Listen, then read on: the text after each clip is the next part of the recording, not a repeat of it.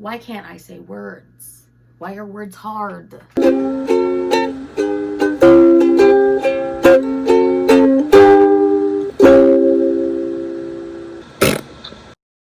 Hello, I'm Sean Quinn, and welcome to Disney Deep Dives. If you don't know what this is, welcome. Disney Deep Dives is a series that I started on my Instagram in the stories where I would tell Disney trivia, I would tell Disney history.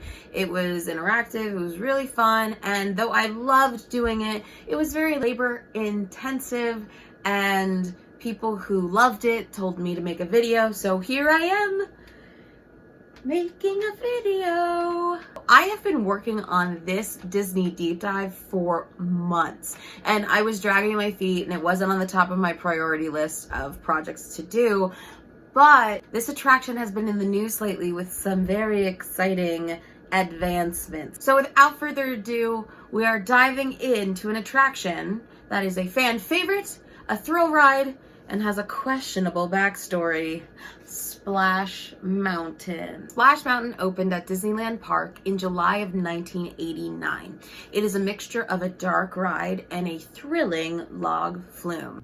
Splash Mountain is just over 9 minutes long. It has over 950,000 gallons of water in its track and over 100 audio animatronics. The biggest feature of this ride is its 50-foot drop with an angle of 47 degrees and speeds up to 40 miles per hour. The dark ride portions of this ride come from Walt Disney Studios' animated / live action feature, The Song of the South, which is based off of a collection of stories of Joel Chandler Harris. Now we are getting to that questionable backstory. Song of the South is widely recognized as antiquated and racist, even by the Disney company, which has refused to put it out on video, saying it is derogatory and not representative of the company's ideals. I'm gonna put a pin in this for just a second so that we can go back and look a little bit in its origin. Joel Chandler Harris was born in Georgia in 1848. He was an illegitimate child. His mother wasn't married, and they lived in a small house on the land of a guy named Dr. Andrew Reed. Reed ended up paying for Harris's education up until the moment that he dropped out of school to go find work. Ever since he was young, Harris enjoyed reading and writing. He ended up finding a job on a plantation working for a newspaper when he was about 14. This newspaper was run by a man named Joseph Addison Turner. It was his land, and it was the first and only premier plantation newspaper called The Countryman. The Civil War had just broken out, which was actually pretty beneficial to Harris. Working on this plantation meant that he could avoid the draft. And while he was there, he was able to publish some of his work in this newspaper as well. During his time as a white person living on a plantation, he would often spend his evenings in the enslaved quarters, where they would tell him exciting stories and folktales from their culture. These stories originated in Africa, and through this orating, storytelling system, they were able to keep a part of that culture alive, that the slave owners and the whole slavery system was actively trying to erase. Harris was completely enamored with these stories, and after the war, he would write a lot for many publications, including some of these stories that he started to name this narrator, a character, an amalgamation of all those people he met, called Uncle Remus. Harris was often considered very progressive in his writing for that time, and he thought of himself as, since he was redheaded and had a stutter and he was illegitimate, he felt a sort of kinship with the enslaved men and women because they were both discriminated against from the way they look. And I shouldn't have to explain this, but I will anyway. His experience as a young white man on a plantation, even though he was bullied for having red hair and a stutter, is completely incomparable to being disenfranchised and owned by white people.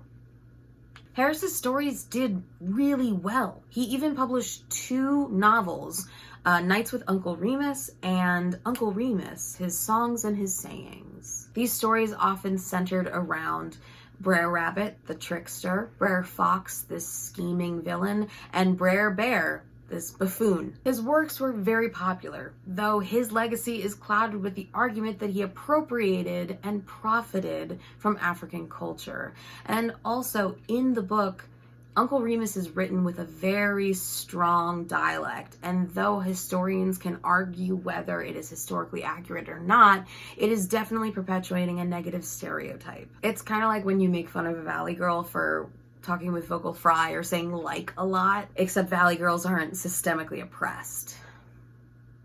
Regardless of this, the Walt Disney Company created a animation live-action hybrid movie in 1946 called The Song of the South. Now, if you're like me, you weren't old enough to see Song of the South. It has not been released on video, and I was too young for any of the theatrical releases. So everything I know about Song of the South is coming from the reputation of the Song of the South without actually knowing any of the plot or even any of the scenes. This movie follows a young white character, a little boy, who moves to his grandmother's plantation.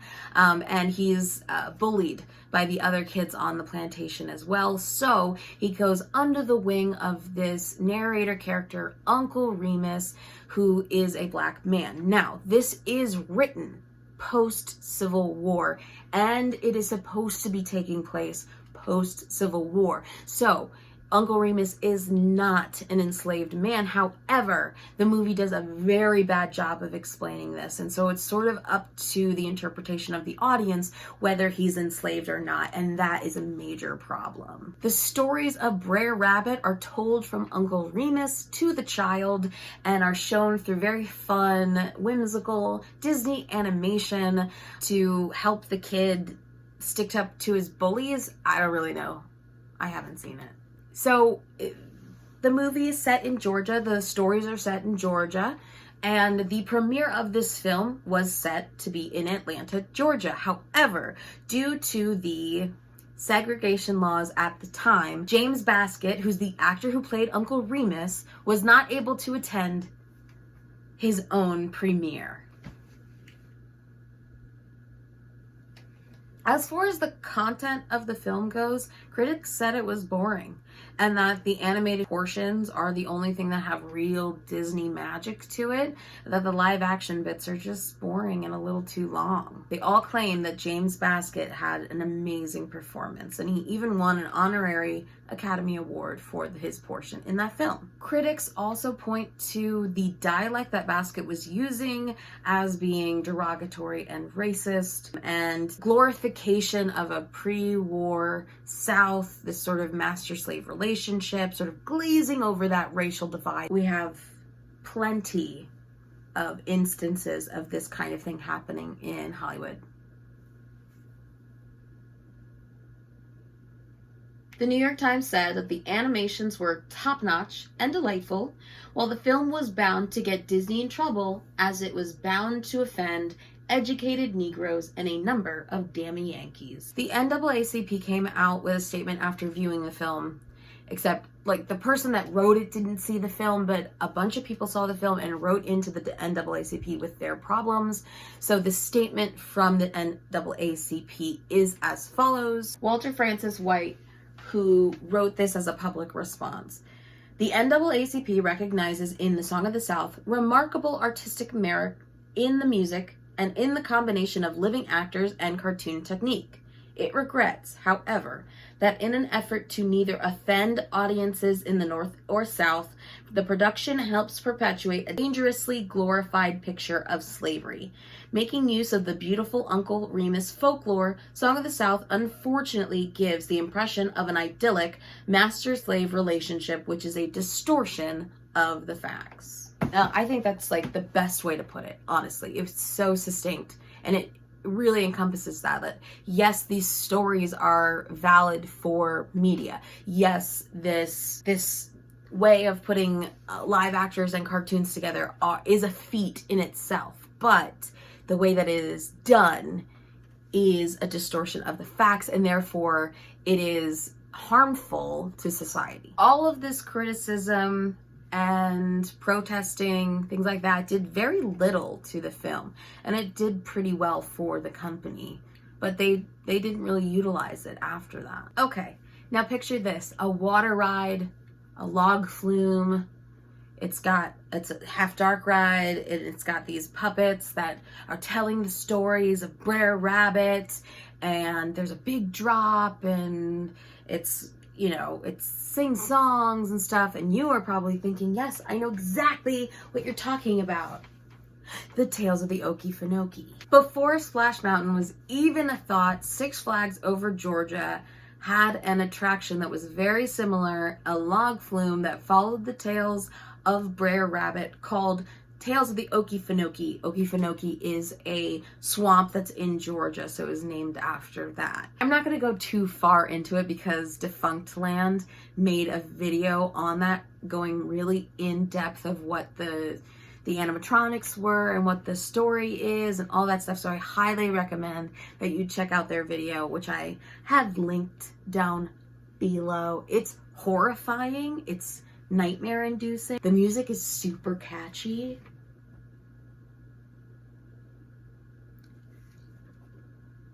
Seriously, watch that video. Fast forward to 1983.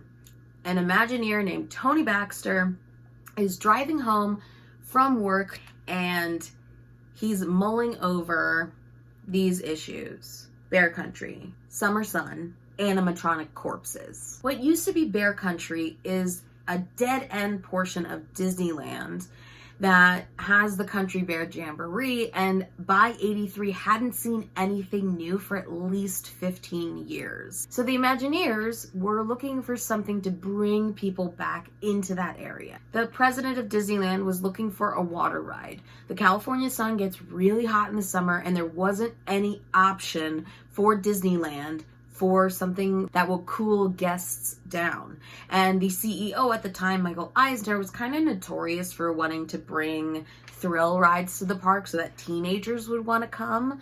So he was looking for like a log flume with a really big drop. But Sean, what about the corpses? Well, let me tell you. America Sings, a singing animatronic show in Tomorrowland, was seeing less and less patronage, less and less people coming to see it, and it was scheduled to close. However, in that ride, there were so many animatronics that would have had to either been broken apart for parts or used in another way. So hundreds of Mark Davis's dancing birds that needed a new home. Tony Baxter came up with his solution, and he started work on a half thrill ride, half dark ride called Zippity Riverrun. During the pitch of this attraction, Michael Eisner wanted to change the name for a couple of reasons.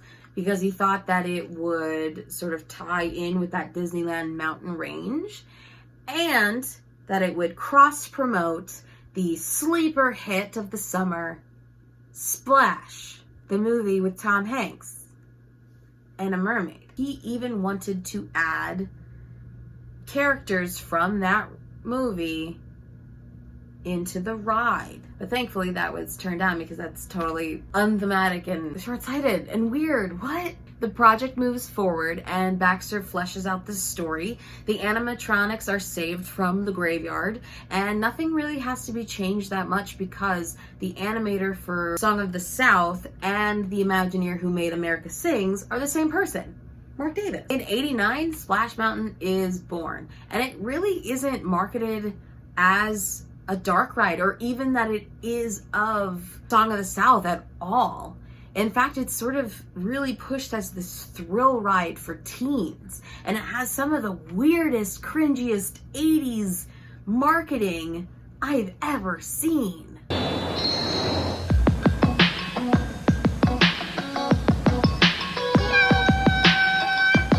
Splash Mountain, zippity-doo-dah, Splash Mountain, zippity-yay, my oh my, zip, zip, zip, zip, zip. it's a zip, zip, zip, wonderful day, Zip. splish splash.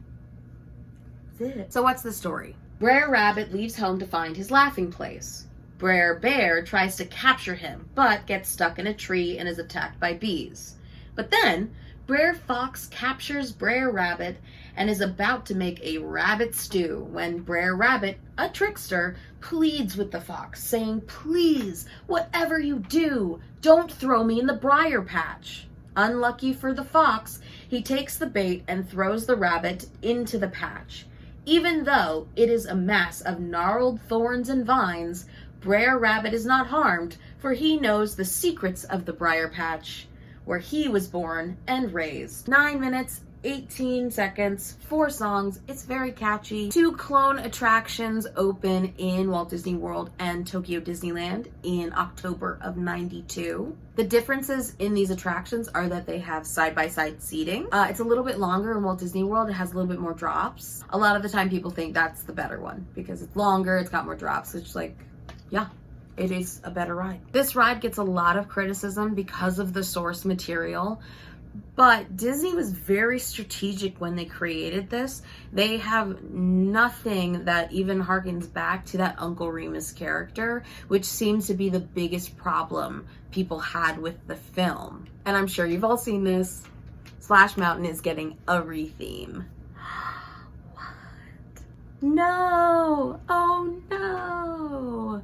Why change anything from the Eisner era? Why? Well, a couple of weeks ago, a man named Frederick Chambers, or Freddy from Batu on Twitter, posted to Defunctland's Facebook forum and also screenshotted that and put that on Twitter, and it blew up.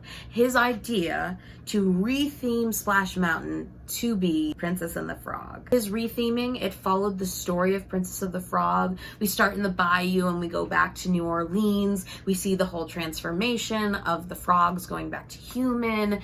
Dr. Felicie is shaking our hands at the bottom of the drop, and he, you know, the scary friends from the other side. I love that song. That big booming last note is right when we fall down, and it was pretty sick. I mean, there's some videos on YouTube of people putting the music to like a ride through of Splash Mountain from Princess and the Frog, and it was pretty cool. And this became so popular that the community put it up on change.org, and it got over, I want to say over 20,000 signatures pretty quickly. My biggest thing with the proposed idea from Frederick Chambers was that we don't see Tiana as a human in the beginning of the story. But one of my favorite things about Tiana is that she's got this determination. She's going to follow her dreams. She's going to work really hard for it. She's really inspirational in that way. And to not have almost there, and to not, then the payoff of her getting everything she worked really hard for isn't there. We didn't see that journey. Most of these petitions lean on the fact that this source material is racist and that it has no place in the parks. Valid. It seems there are 2 trains of thought when it comes to the movie. Yes, it is antiquated, it is racist, and therefore it should be not released by the company, and also that it should be released by the company with other educational materials to show this part of our history so that we can learn and move on from it. Hiding a problematic past is in itself problematic. And if Disney was to overhaul every attraction with some sort of racial discrepancy in its backstory, then it should also overhaul Peter Pan and Dumbo. Both those movies have of their time depictions of race. And those are on Disney Plus. It's not a perfect answer to just change this ride, right? Its essence, it is a folktale. And the way that these folktales got to us was this act of rebellion from these enslaved people keeping their culture alive through storytelling. People who were stolen and forced to comply and give up their entire identity. The issue that it is fixing is that we are not representing racist source material in this major portion of the park. However, what it is not fixing is the actual representation of Black and people of color in Disney media. Write a new movie. They should write an African folklore princess. That would be awesome. It would be awesome. We got a Black actor in Star Wars, you know, wow. Just a couple days ago, Disney has greenlit the retheme. People who are running it are pretty awesome. Charita Carter is the senior creative producer of this project, and Carmen Smith is the creative development and inclusive strategies executive, which is really exciting. Sharita Carter, I think, was the lead for Mickey's Runaway Railway, which I am so excited to ride if the world doesn't end. Both of these women are Black women at the top of their game, and I couldn't be more excited about what they get to do. I think that changing Splash Mountain is an excellent step in a right direction. It is allowing this beloved ride to be more inclusive, and this sort of pain and this hurt from a racist source material is not going to plague the Disneyland that we know in the future, which is great. And so what I would like to see Disney do is, instead of just pretending that Song of the South didn't exist, I would like them to put stock in African folktales, in diverse stories. The only representation we have of African folktales is from this stupid movie. The proposed story of this retheme begins at the end of The Princess and the Frog with the final kiss. And there will be a big New Orleans celebration, and we'll get to see Louis, and we'll get to see Tiana and Naveen and all of this exciting things. And I think I know why that's happening. There are so many of those animatronics, and again, they didn't know what to do with them in the 80s, so what are they going to do with them now?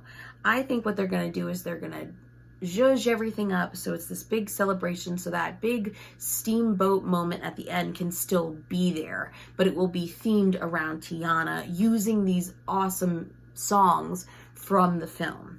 It also gets rid of the problem that we only ever see Tiana as a frog. The movie Princess and the Frog sort of falls into the baleful polymorph problem, whereas when a person of color or a Black person has a story, and within that story they turn from a human with agency into an animal, and their major conflict is then becoming out of that animal thing. And the reason that it is a problem, because The Princess and the Frog is that kind of polymorph story. Black and people of color almost always get those stories. Emperor's New Groove, Brother Bear. The new movie Soul is being criticized for the same thing, because when the character dies, I believe, or either dies or in a coma, I don't exactly know what happens, he turns into a sort of a blob. He's like a soul blob, and isn't a human anymore, and isn't like a visibly Black human. She's a gorgeous Black woman, and we only see her as a frog. That's a problem. I think that moving the story to after the movie is smart for this retheme because of that problem that they are being cognizant and sensitive to. I don't want this retheme to be a band-aid on the problem that we're not actually addressing. I don't know how they're going to incorporate this drop. I hope that Dr. Felicia is included. He is one of the best Disney villains. And his song is... And I'm sorry I got a little rambly at the end of this video because it's just so uncertain. I think it's a really great thing that it's moving forward with this retheme, and I hope that listening to the backstory of Song of the South and where Splash Mountain came from sort of gives you that perspective too, because I know a lot of people are upset about it, and I get, you know, change is hard for things. People really love this. In all honesty, we don't need Song of the South represented in the parks, and I don't think anyone's riding Splash Mountain for the dark ride portion. The dark ride portions are what make a Disney ride, yes, but no one knows the plot. I didn't understand the plot of Splash Mountain until I did the research for this video. I thought that it was like the laughing place, like somebody was tricking him into going to the laughing place, and the laughing place was him falling off a waterfall. Like, that's what I thought, and that is not what it is. Like, he is a trickster, and he tricked the fox into letting him go, but I really didn't understand until I did the research. So I know you aren't riding it for the plot. I'm excited to see what they do, especially with the new technology that we have now, with like the projections and with the animatronics, like the new electronic animatronics that are like really smooth. I really want Dr. Felicia to be in this because I can just imagine like a really cool like animatronic of him and like the voodoo masks and stuff, and I just think that would be really cool, but I'm not an Imagineer yet. I think the only person that should be really like upset that this is happening is Michael Eisner, because it's like the only thing we had in the parks that was his era, like his legacy, and now we're getting rid of it. So he should be the only person that has a valid excuse for not wanting it. So if you're not Michael Eisner, which you're not, just let it go. Onward and upward. When Walt Disney made the park, he said it would never be finished because it would always be moving forward. And it would always try to reflect the people that are going to the park. And this is how we can move forward to reflect all people who go to the park. And I think that the thing that we have to take from this is that the work isn't over now that we're doing this. This is a win, but it's not a perfect solution. I think we should press for Disney to be more inclusive with their programming. I want an African princess who doesn't turn into an animal. Who's a black African princess the entire movie. I think that Disney should reconsider about how they treat Song of the South and use it as a learning opportunity so that people know why this is offensive. People love this movie. They love this movie. Thank you so much for watching. This one was a long one. Thank you. I'm really excited about the changes that are coming forward, and I really want to hear what you think. If you want more Disney deep dives, please let me know down in the comments what you would like to see. Please stick around. I come out with new videos. I don't know my schedule yet. I'm just punching them out as fast as I can right now because we're in quarantine and there's nothing else to do. If you want to follow me on my socials, they are all Q Face Paint. And I hope you have an amazing and magical and wonderful day. Goodbye.